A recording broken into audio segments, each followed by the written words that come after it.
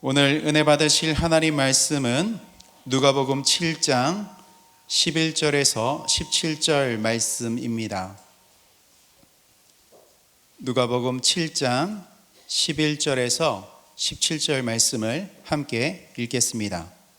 그 후에 예수께서 나인이란 성으로 가실새 제자와 많은 무리가 동행하더니 성문에 가까이 이르실 때에 사람들이 한 죽은 자를 메고 나오니 이는 한 어머니의 독자요 그의 어머니는 과부라.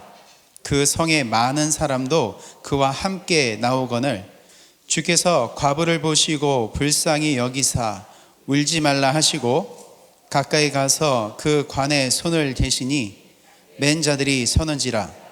예수께서 이르시되 청년아 내가 네게 말하노니 일어나라 하시매 죽었던 자가 일어나 앉고 말도 하거늘 예수께서 그를 어머니에게 주시니 모든 사람이 두려워하며 하나님께 영광을 돌려 이르되 큰 선지자가 우리 가운데 일어나셨다 하고 또 하나님께서 자기 백성을 돌보셨다 하더라.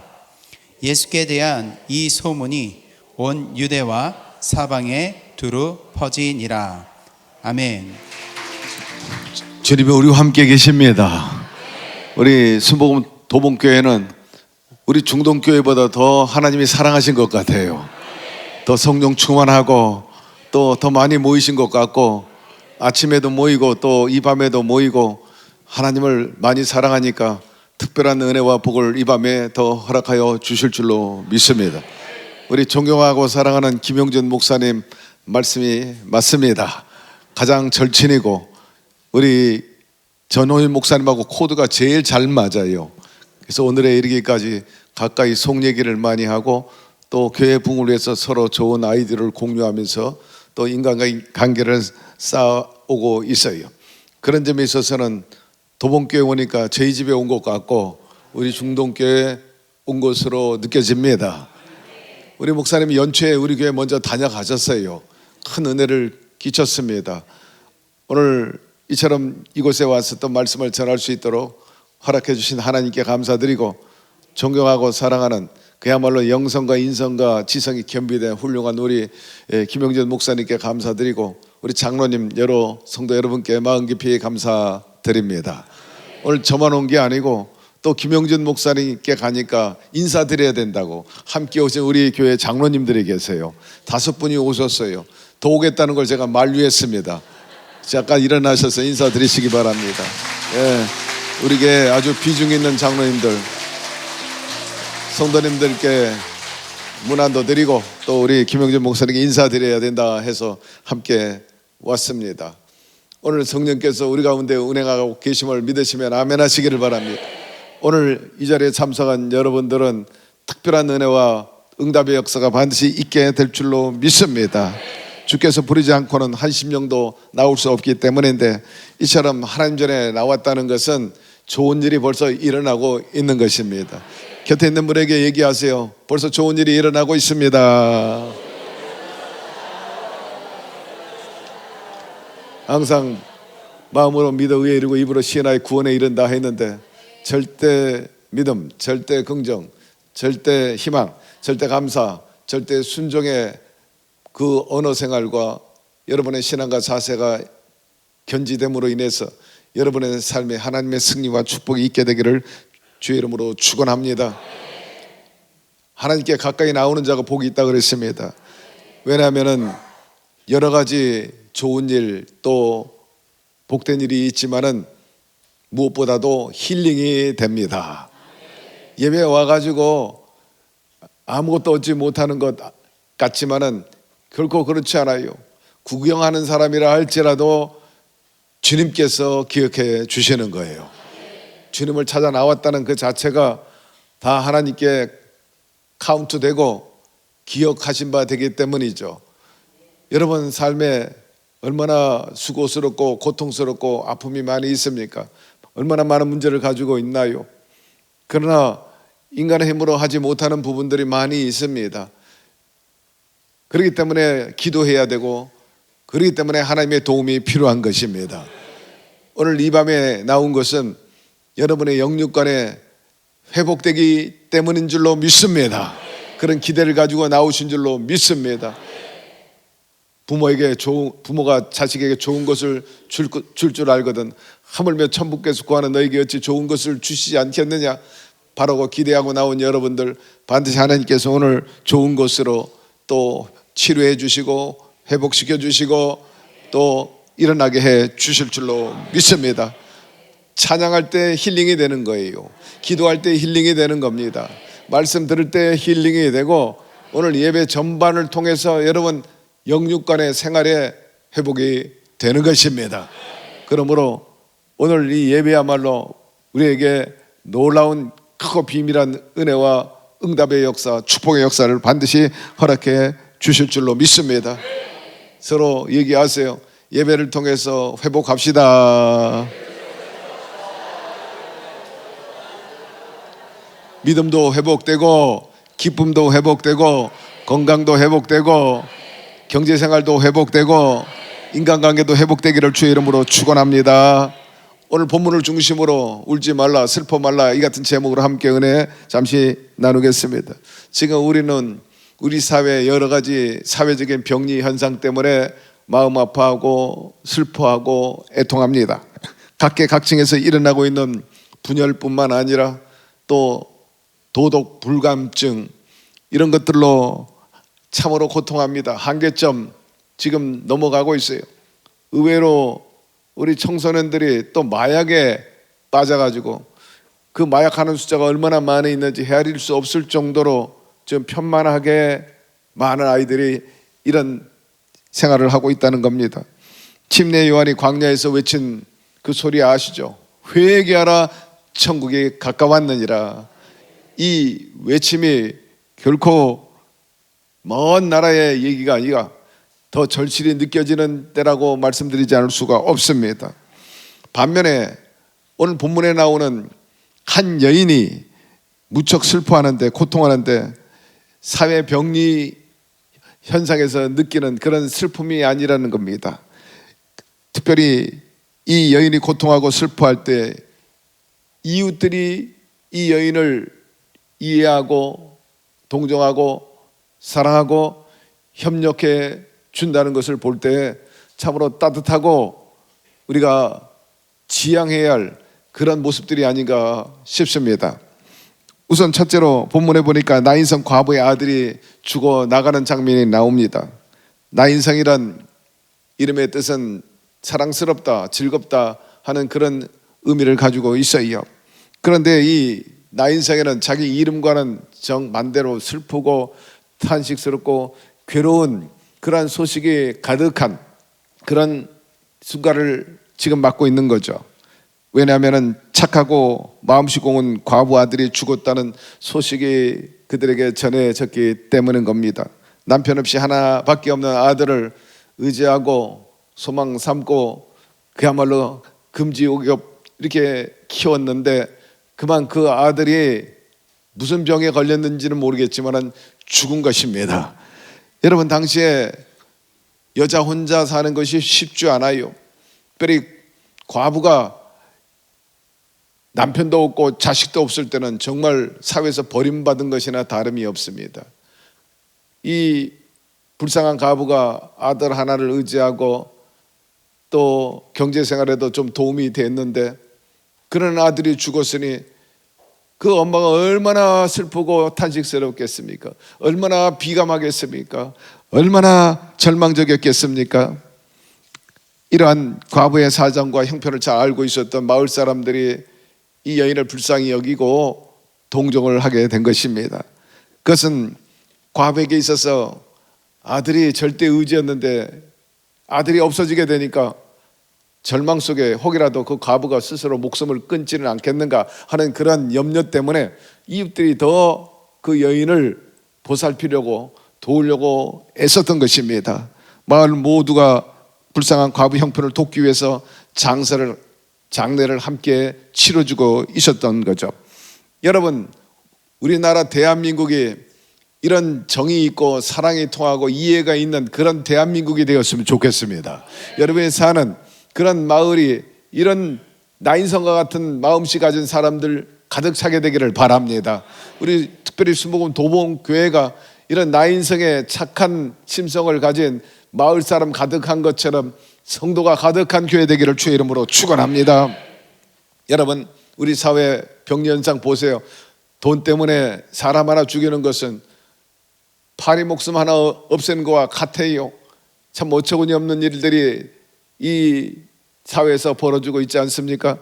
뿐만 아니라 사기, 그리고 여러 가지 사람을 해코지 하는 것, 폭력을 행하는 것, 또 가상화폐로 인해 가지고 많은 사람들을 현혹해 가지고 크게 손해 보게 하는 거라든지, 보험금 타려고 아들 이름으로 보험 들었다가 그 아들 손가락을 일부러 자르고 그러고 가서 아버지가 보험금 타오는 그런 악한 아버지가 있는 사회입니다.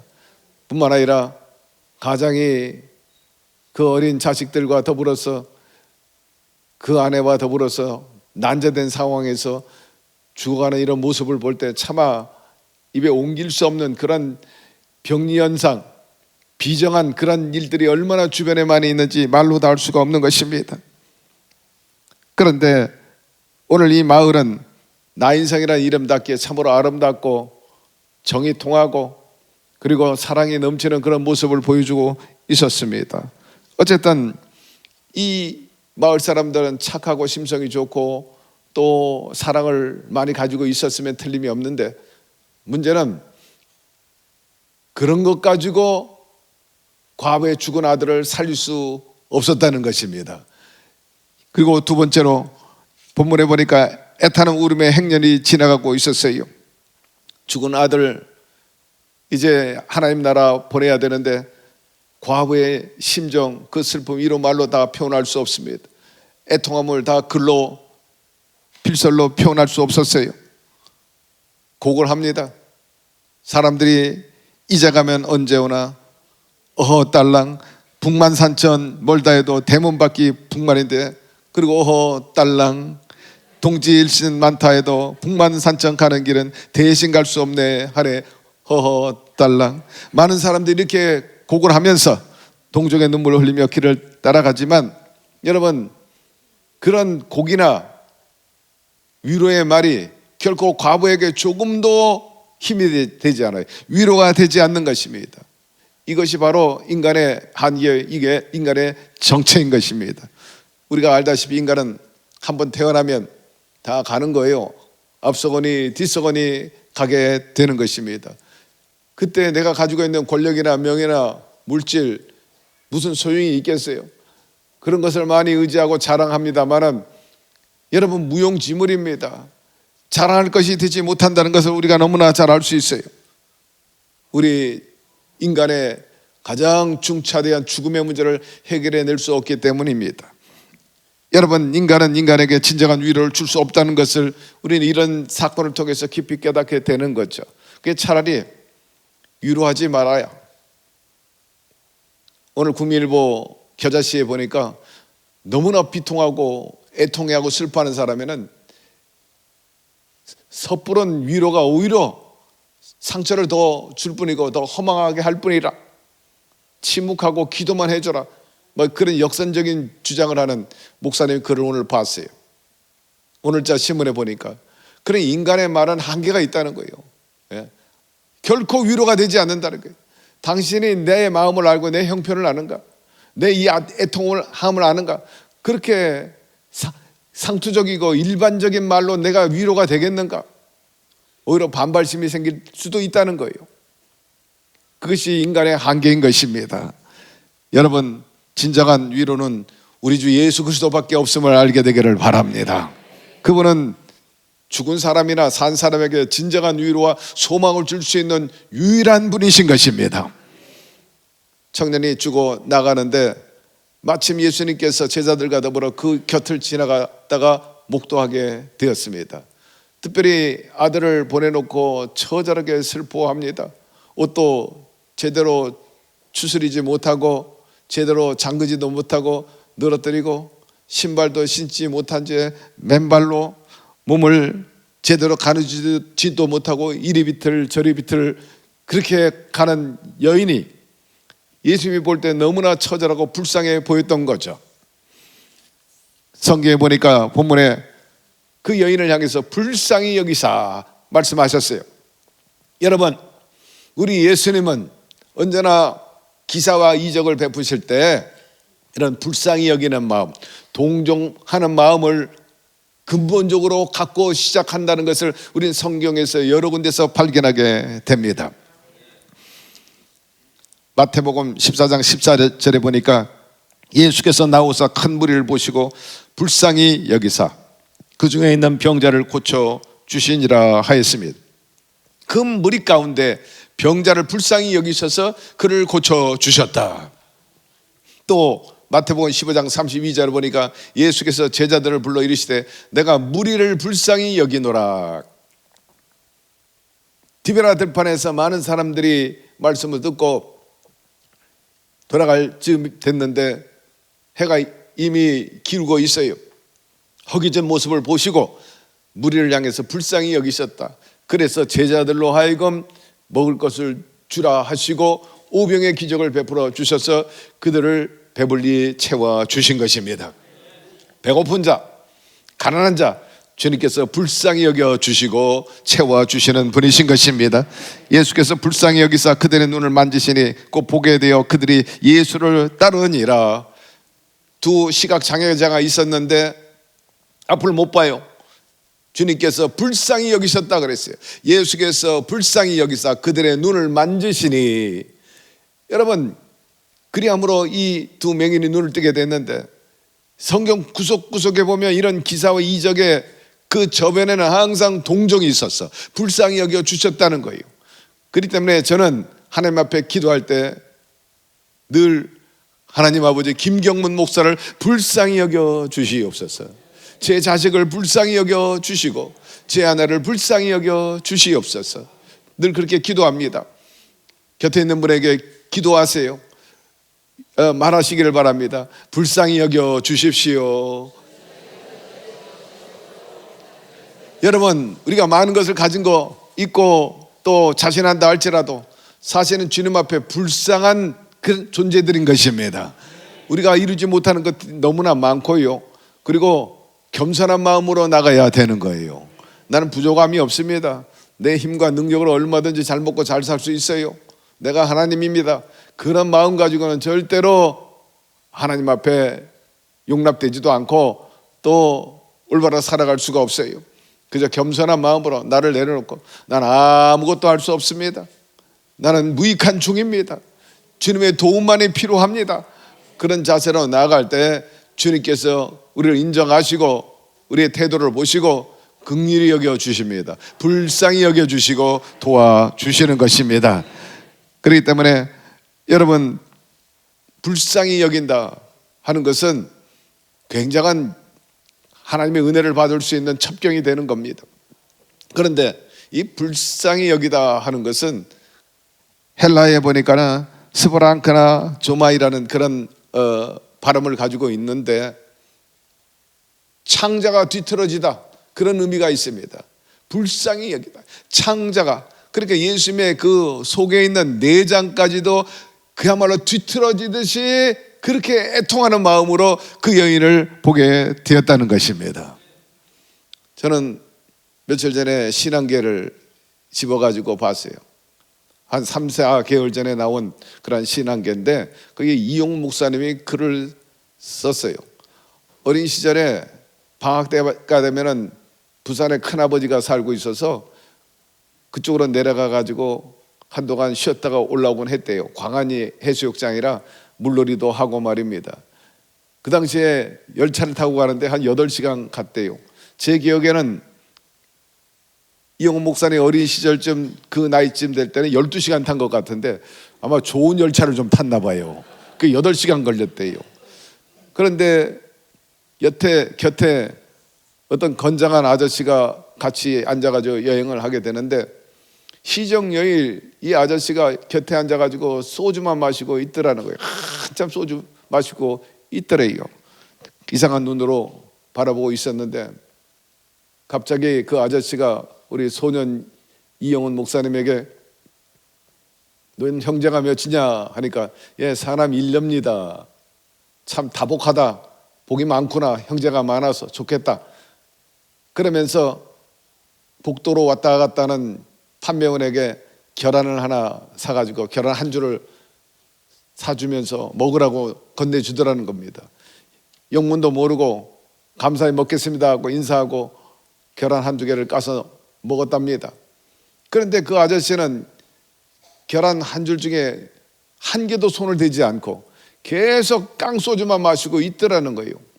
나중에 알게 됐지만은 이 아저씨는 6.25 때 켈로 부대인데 저 북한을 사선을 넘나들면서 그렇게 전투하고 전공을 세운 그런 훌륭한 사람이었답니다.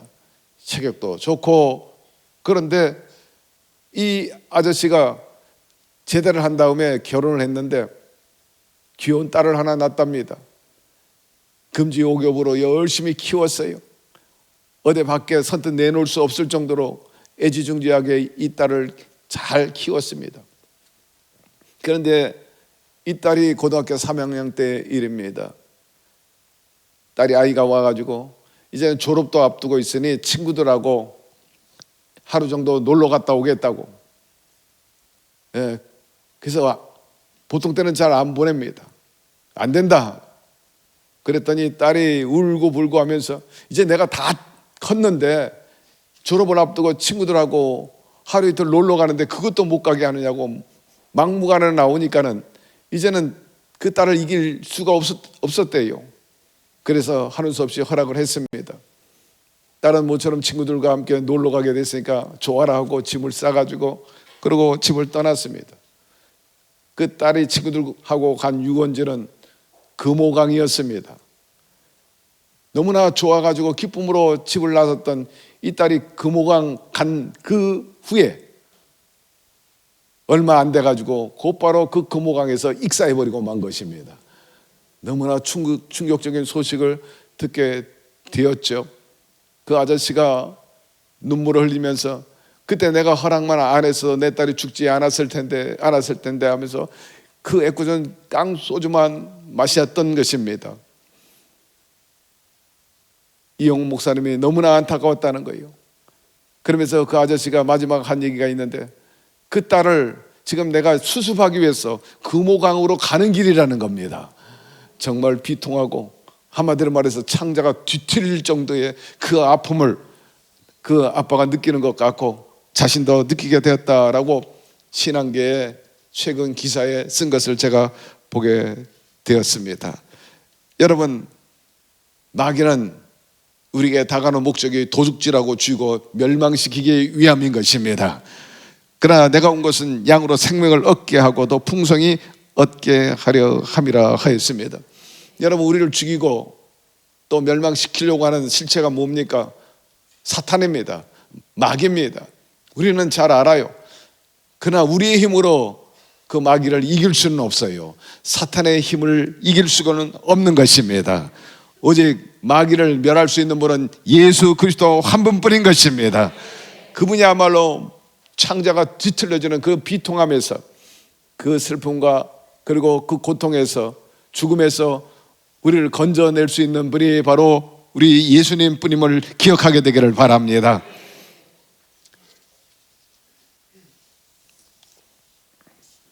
주님께서 우리를 위해서 대신 십자가 지시지 않았습니까? 이것은 주도적인 우리를 향한 일방적인 사랑이었던 것입니다. 무조건적인 사랑을 우리에게 보여주고 있어요. 우리가 아직 죄인 되었을 때 우리 하나님께서는 죄 없으신 예수 그리스도를 우리 죄 대신 걸머지게 하기 위해서 십자가에 못 박아 죽게 만들으셨던 것입니다. 그로 인해서 우리에 대한 사랑을 확증했다고 성경은 말씀하고 있습니다. 여러분, 이 예수님이 그 여인에게 뭐라고 말씀하신 줄 기억합니까? 오늘 본문에 보니까 울지 말라, 슬퍼하지 말라, 단호하게 그렇게 명령하시는 겁니다. 웬만한 여자 같으면 아마 당신이 뭔데 나보고 울지 말라 그러느냐? 당신이 지금 내 형편과 처지를 알고 그따위 소리 하느냐? 내 문제를 해결할 수 있단 말이냐? 아마 그렇게 달겨들 수도 있고 그렇게 생각할 수도 있었을 거예요. 도대체 당신이 나보고 슬퍼하지 마라, 왜 울지 말라고 하느냐? 여러분, 우는 거나 슬퍼하는 것이나 예를 들면 화를 내는 건요, 본능인 겁니다. 쇼하는 게 아니잖아요. 이 여인은 지금 쇼하는 게 아닙니다. 사람들 보이기 위해서 그렇게 하는 게 아니에요. 정말 비통한 마음으로 울고 있는 겁니다. 간혹 우리 대화 중에 다툼이 벌어질 때가 있어요. 화를 내기도 하고요. 그러는데 화가 많이 난 사람을 향해서 당신 왜 화를 내는 거야? 왜 화내는 거야?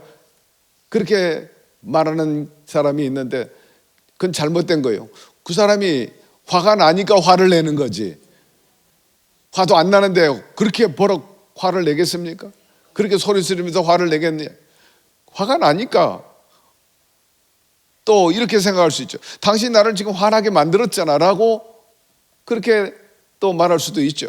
어쨌든 우는 거나 화나는 거는 여러분 본능적이에요. 그러니까 화내면 저 사람 뭐 화가 나구나, 정말 저 사람은 슬프구나, 그렇게 이해하는 것이 반듯한 것입니다.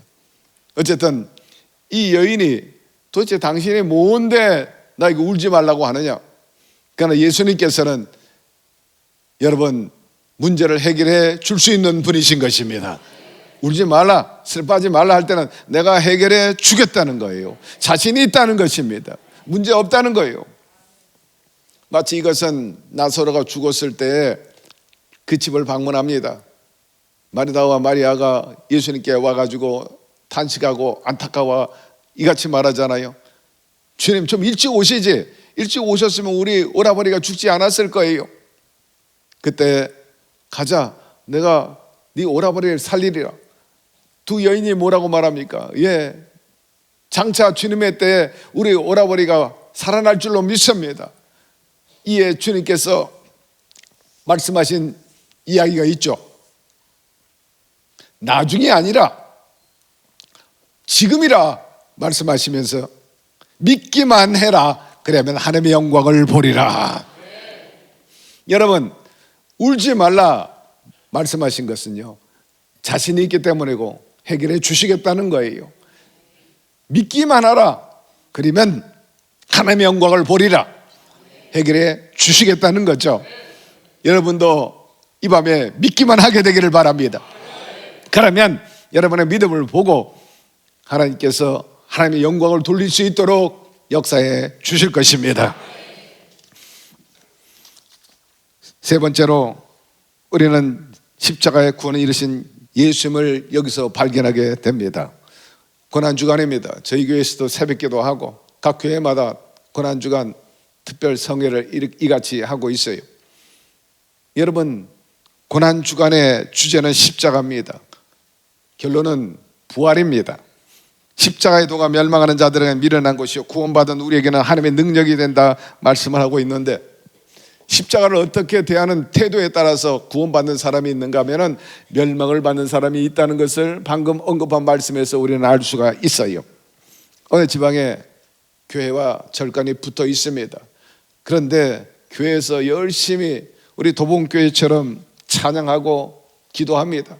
찬양할 때 그냥 찬양하는 게 아니라 박수를 치고 큰 소리 높이면서 할렐루야며 찬양합니다. 기도할 때도 주여 삼창하면서 천정이 떠나갈 듯이 그렇게 기도합니다. 그 절간이까지 그 소리가 다 들리는 거예요. 그러니 절간에서 연부를 하고 있는 스님들이 자꾸 헷갈려요. 복잡해집니다. 그래서 하루 이틀도 아니고 주지스님이 너무 힘들어가지고 어느 날 모든 그 승려들을 불러놓고 여보시오, 저렇게 교회가 떠들어대니 우리가 연불이 제대로 되지 않고 헷갈리게 되고 엉클어지니 우리 제대로 예불 할 수 없다. 그러니 누군가 대표로 가가지고 저 교회에 좀 항의를 하든지 자제해달라고 요청을 합시다. 그러면서 누가 가겠습니까? 그렇게 주지스님이 말을 하니까 승려들이 가만히 있는 거예요. 조용합니다. 아무도 나서는 사람이 없어요. 주지스님이 말합니다. 아니, 교회가 그렇게 무서워요? 아니, 거기 가서 항의할 사람이 하나도 없단 말입니까? 목소리를 높였어요. 그때 가만히 앉아있던 어린 동자승이 일어나가지고 주지스님, 손을 번쩍 들면서 제가 십자가 지겠습니다. 여러분, 이 십자가는 교회의 용어요, 교회의 특성인 것입니다. 그런데 오늘날 사회에 보면요, 이 십자가를 이곳에 붙이고 저곳에 붙이고 그렇게 쓰는 것을 많이 봐요. 정치인들도 쓰고요, 조폭도 쓰고 절간에서도 쓰고, 제가 십자가 지겠습니다, 네가 십자가 져라. 여러분, 이런 세상이 돼 버렸는데, 여러분, 우리 주 예수 그리스도의 그 십자가야말로 우리의 구원의 첩경이 되고 우리의 능력이 되는 것입니다.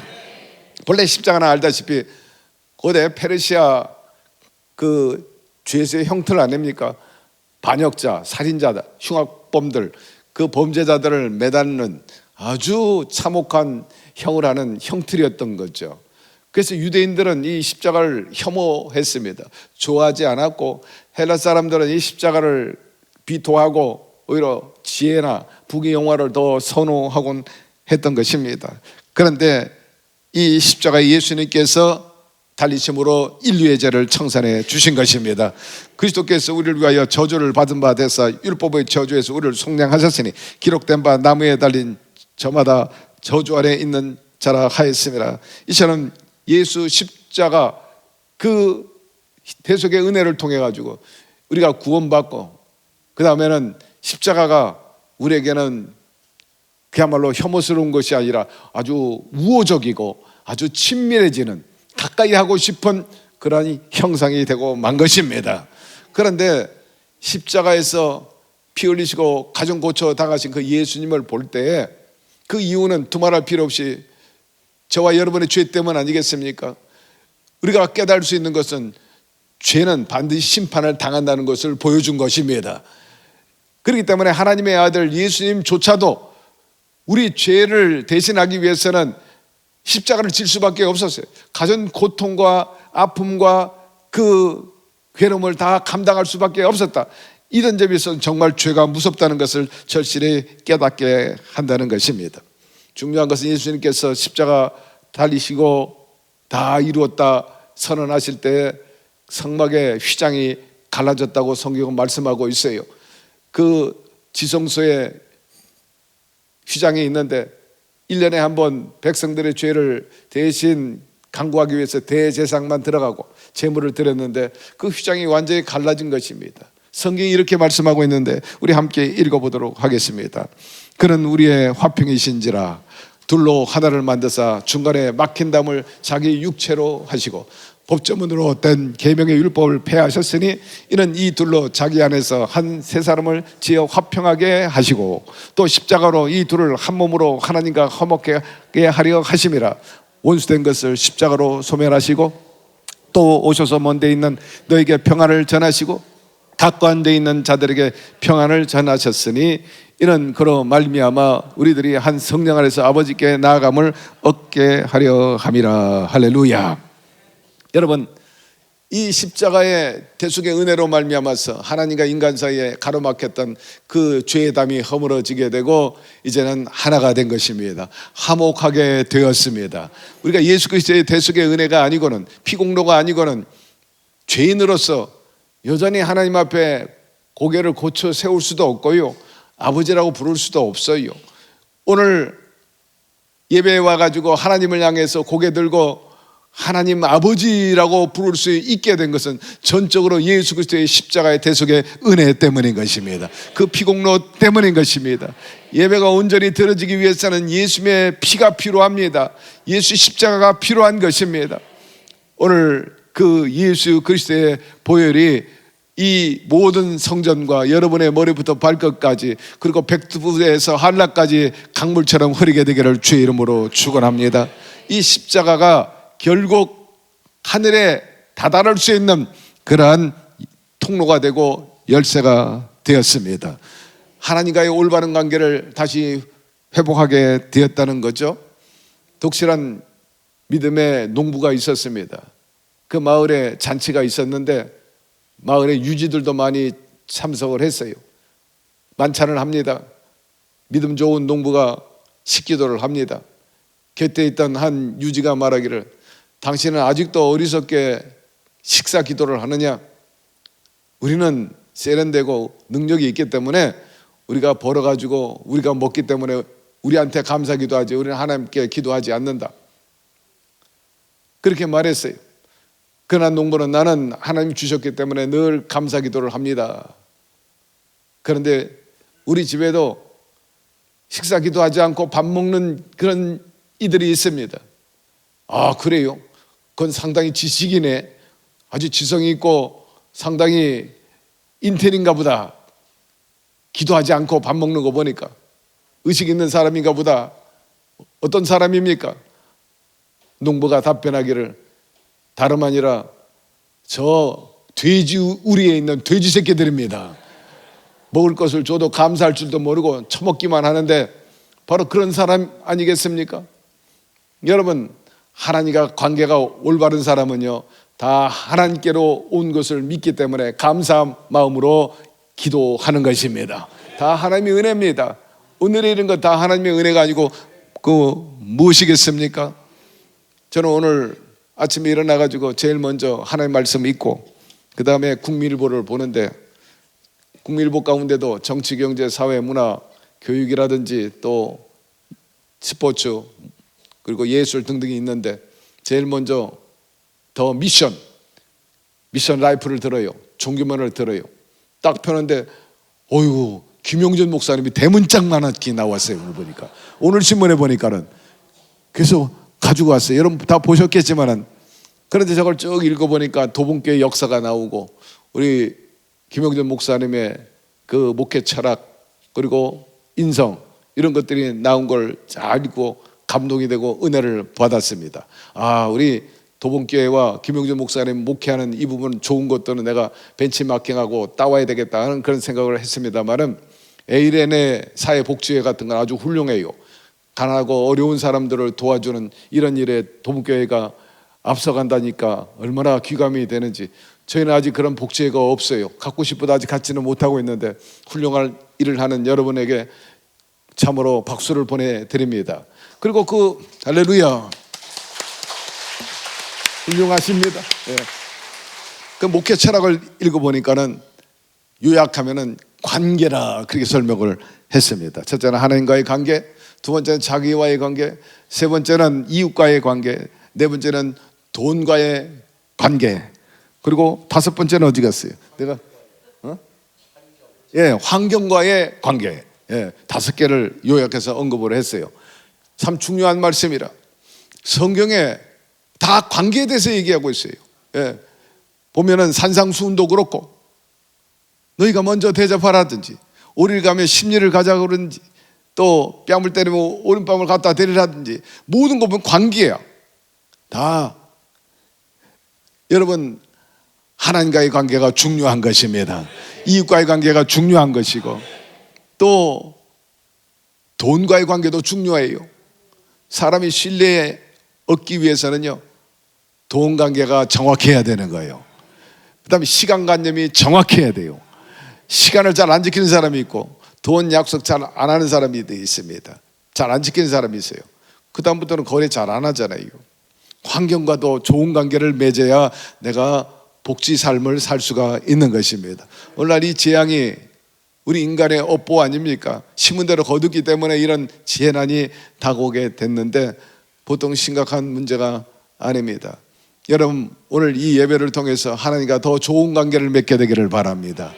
하나님을 가장 높은 곳에 모시고 우선하면서 사세요. 여러분의 마음과 여러분의 가정도 여러분의 직장도 여러분의 모든 삶 전반에 아니 이 사회 이 민족의 가장 높은 거는요 하나님을 모시고 살아야 되는 것입니다. 그래야 할 때 모든 일이 평안하고 하나님의 뜻대로 정말 이 땅에서 생육하고 번성하고 정복하고 다스리며 살 수가 있어요. 여러분들이 그렇게 되기를 주의 이름으로 축원합니다.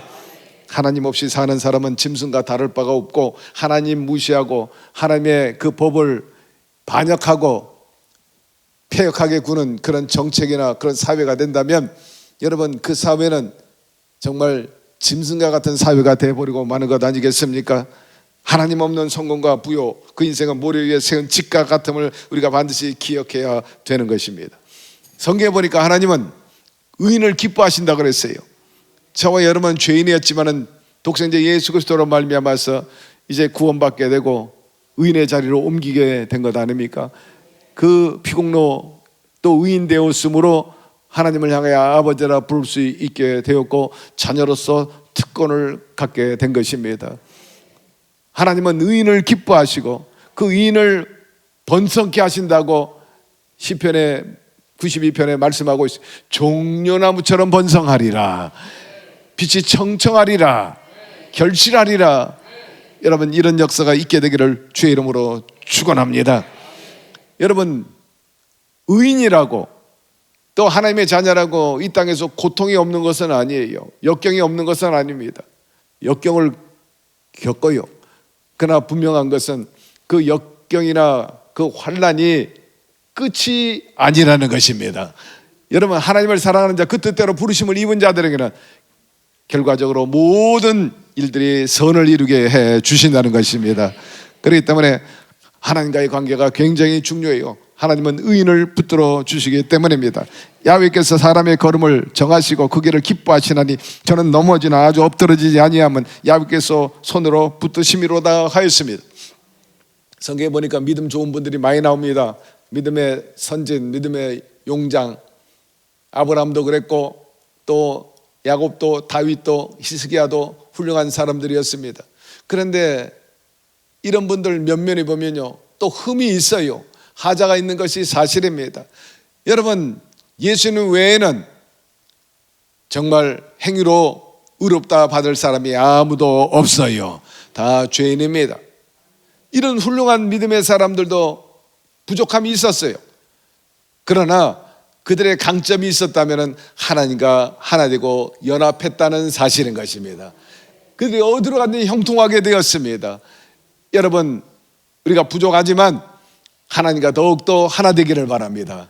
여러분, 더 하나님께 가까이 나가게 되기를 바라고 그분과 함께함으로 연합함으로 말미암아 여러분들도 어디로 가든지 형통하게 되기를 바라고 여러분의 지경이 넓어지게 되기를 바라고 여러분의 자식과 더불어 존귀한 삶을 살게 되기를 주의 이름으로 축원합니다. 여러분, 그리고 끝으로 주님이 하신 말씀이 있어요. 일어나라는 것입니다. 지난 금요일 날 저희 교회에서 119 소방대원을 초청을 했어요. 심폐소생술을 한번 실기로 실현해 보라고 했어요. 그래서 우리가 배우기 위함이었죠. 이 대원이 와서 아주 간단하면서도 중요한 몇 가지를 알려줬는데 사람이 쓰러지면 먼저 깨우라는 거예요. 이 사람이 잠을 자는 건지 쓰러진 건지, 그리고 특별히 깨우는 목적 중에 하나는 숨을 쉬고 있는지 안 쉬고 있는지를 확인하라는 거예요. 사람들은 쓰러지면 그래도 의식만 잃은 줄 알고 있는데 심정지가 올 수가 있거든요. 예, 심정지. 예. 그러니까 귀를 갖다 대고 숨을 쉬고 있는지 안 쉬고 있는지 먼저 확인하라는 거예요. 예. 그 다음에는 빨리 알려라. 119에 알리고 또 가까운 가족들에게 알리고, 세 번째는 심폐소생술을 시도하라는 거예요. 압박을 할 때 이 손 바닥을 가지고 가슴 한복판을 세게 누르라, 방법을 알려주었어요. 도봉교회도 이제 다음 금요일에 한번 모셨어요. 비용도 별로 안 들어, 공무원이니까. 예. 거기 와서 자기들이 서비스 해주니까 말입니다. 그러면서 심폐소생 기계가 있어요. 그 기계도 비싸지도 않으니까 저희들도 1층에다 이제 이번에 비치를 했습니다만 알아야지 쓰지. 예. 영화에 보면은 쓰러진 사람 여기다가 딱 갖다 놓고 툭 하잖아요. 툭툭 그 기계로 치는데 아무데나 대고 그게 땡기는 게 아니라 심장도 아니고 이 옆구리 이렇게 이렇게 여기다 대고 그다음 패드를 먼저 붙이고 거기다 하더라고. 그러니까 우리가 언뜻 보기에는 그냥 갖다 대고 하는 줄 알았더니 거기 패드가 있어요. 그 패드에 그 위에다가 하더라고. 여러 가지 방법에 대해서 매뉴얼들을 이렇게 해서 우리에게 알려줬는데, 우리 교회 여학생이 길을 가다가 할아버지가 쓰러졌어요. 심폐소생술 기술을 알고 있어가지고 할아버지를 살려냈습니다. 그래가지고 그 아드님이 고맙다고 30만 원 사례비를 줬어요. 그런데 이 자매가 용돈으로 쓰지 않고 교회 갖다 드렸어요. 하나님께. 너무나 감사한 일인 것입니다. 할렐루야. 그 일이 연합뉴스에 나오고 YTN 뉴스에 나왔어요. 예, 지금도 여러분 유튜브에 보면 검색할 수 있는데, 이 아이가 일찍이 심폐소생술을 배워가지고, 그렇게 배우면 다 써먹게 돼 있어. 준비되어 있으면 하나님이 반드시 쓰도록 해 주십니다.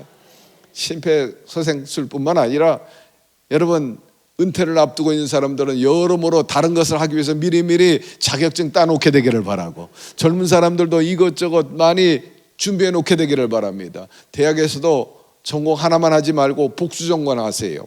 공부 조금 더 해가지고 2개 따오면 훨씬 낫잖아. 호미 들고 나오고 곡괭이 들고 나오면 일하기가, 돈 벌기가 훨씬 쉽지. 여러분, 준비해 놓게 되기를 바랍니다. 그럼 반드시 하나님이 써먹게 해 주십니다. 그래서 살려내는 일들을 이제 하게 되는데, 물론 그 학생은 우리 교회에서 포상도 하고 또 상패도 주고 갑절로 보상을 해주고 칭찬해 줬습니다만, 제가 말씀드리고 싶은 것은, 우리 인간 사회에 이렇게 길을 가다가 사람이 쓰러지면 거반 살려내고 싶은 것이 인륜입니다. 인간으로서 마땅히 할 일이죠. 그러니까 사람들이 달려가가지고 어떻게 하든지 살려내려고 그러고, 빨리 119 불러가지고 소생시키려고 애를 씁니다. 오늘 본문에 보니까 예수님은 더더욱 두말할 필요가 없어. 이미 죽은 사람을 예수님은 살려내시겠다는 것입니다. 청년아 일어나라 라고 선언합니다. 그때 놀랍게도 그 청년이 벌떡 일어나는 거예요. 그리고 앉아 말을 하였다. 오늘 본문에 말씀한 것을 볼 수가 있습니다. 우리 예수님이 어떤 분입니까? 여러분, 하나님 되시는 분이신 것입니다. 아버지 하나님과 더불어 만세전에 이미 존재하시고 우리를 위해서 만물을 다 준비해 놓으신 그 하나님, 그 생사화복을 주관하시는 성자 하나님이신 것입니다. 그분은 생명을 주기도 하시고 거두어 가기도 하시고, 그렇기 때문에 주님 스스로가 말씀하시지 않습니까? 예수께서 이르시되 나는 부활이요 생명이니 나를 믿는 자는 죽어도 살겠고 무릇 살아서 나를 믿는 자 영원히 죽지 아니하리라. 누가 감히 이런 얘기를 할 수 있어요? 석가나 공자 택도 없습니다. 아리스토텔레스 여러분 택도 없어요. 예수님만이 이런 선언을 할 수가 있는 거예요. 예수께서 가라사대 나는 부활이요 생명이 나로 말미암지 않고는 아버지께로 올 자가 없느니라. 나를 믿는 자는 죽어도 살겠고 무릇 살아서 나를 믿는 자는 영원히 죽지 아니하리라.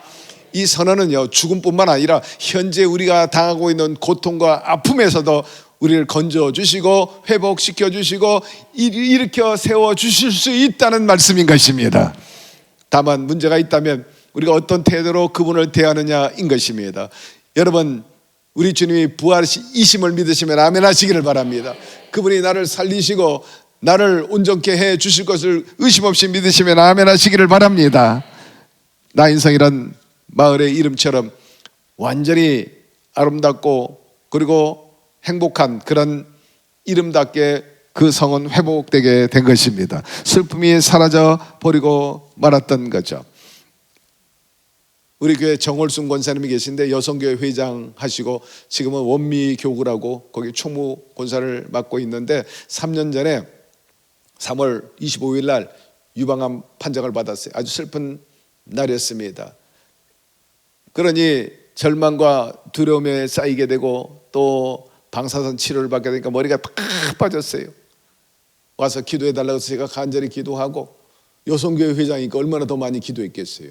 그리고 교구 식구들, 교구장님이 열심히 기도를 했어요. 만날 때마다 제가 건강하십니까? 건강하십니까? 늘 물어봐요.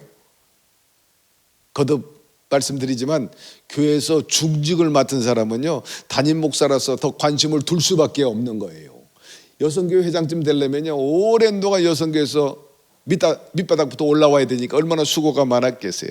그러니 담임 목사가 책임을 느끼지 않겠어요. 직분자가 병에 걸리면요, 담임 목사가 긴장하게 됩니다. 혹이라도 영광 가리게 될까 봐. 더 많이 빡세게 기도할 수밖에 없죠. 그리고 늘 건강을 물어봐야 돼요.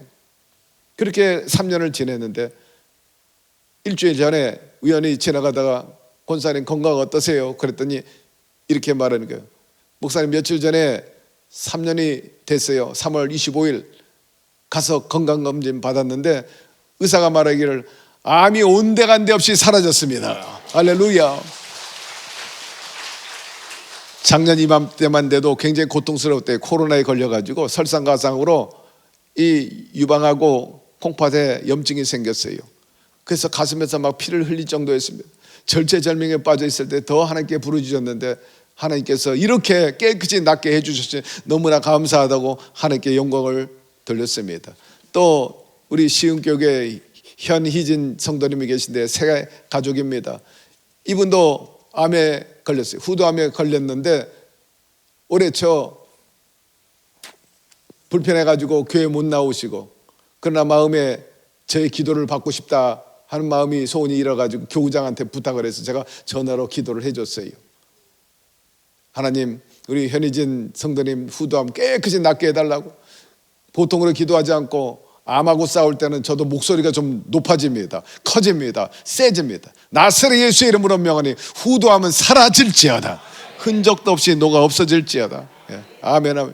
근데 기도받고 난 후에 이번에 간증할 때 말하기를 여기 있는 그 무거운 게 슉 빠지는 느낌이 들었다는 거예요. 너무나 기쁘다는 거예요. 감사해서 선교 헌금도 드리고 또 트리키에 대지진 할 때 성금도 보내고 정성을 다했어요. 근데 며칠 전에 병원에 가서 진찰하니까 놀라운 기적이 일어났다는 거예요. 후두암이 흔적도 없이 사라졌다는 것입니다. 완치 판정 받았고, 아까 정월선 여성교회 회장도 완전히 완치 판정 받아가지고 하나님께 영광을 돌리고, 이 현희진 성도님은 항상 휠체어 타고 사람이 밀고 왔는데 지난 수요일 날은 혼자 나오게 되었습니다. 이 모두가 다 하나님께 영광을 돌릴 수밖에 없는 거죠. 주님은 여러분 죽은 자를 살리시는데 암병 정도야 얼마든지 고치고도 남음이 있는 능력의 주님이신 것입니다. 오늘 여기에 두 분의 장로님이 오셨어요. 홍진표 장로님 그리고 최창년 장로님. 한 분은 임푸암, 임푸종이죠. 전신의 혈액암입니다. 암을 2번이나 겪었어요. 13년 전에 임푸종으로 인해서 고통당하고 머리 다 빠지고 죽었다 싶고 얼굴은 다 흑달이 되고, 그런데 하나님께서 살려주셨어요. 그리고 할렐루야. 그 다음에 2020년에 또 다른 암이 왔는데 하나님께서 또 깨끗이 고쳐주시고 완치되었어요. 머리가 다 빠졌는데 건강하게 이렇게 오셨어요. 우리 최창년 장로님도 전립선암이 있었는데 하나님께서 깨끗이 고쳐주셨어요. 여러분, 하나님은 치료하시는 분이십니다. 낫게 하시는 분이십니다. 왜 살려주시느냐? 써먹기 위해서. 사명이 아직 남아있기 때문에 살려주셨어요. 그러므로 여러분, 중암병에 걸렸거들랑 주여 저에게 사명을 허락하여 주시고 열심히 더 일할 수 있도록 도와주시옵소서. 여러분 열심히 하나님께 사명 달라고 기도하고 매진에 나가게 되기를 주의 이름으로 축원합니다. 혹시 여기 슬퍼하는 사람 있습니까? 절망하는 분이 있습니까? 정말 하늘도 버리고 땅도 버리고 사람도 다 외면해가지고 외로움에 빠졌던 그 예수 그리스도, 그러나 주님의 말씀에 순종함으로 인해서 부활 승천하시고 성령으로 오늘 오신 그 성령님, 여러분 십자가에 매달리신 예수님을 바라보게 되기를 바라고 부활하신 그리고 성령으로 오신 그분을 바라보게 되기를 주의 이름으로 축원합니다. 절망이 변해 기쁨이 될 것입니다.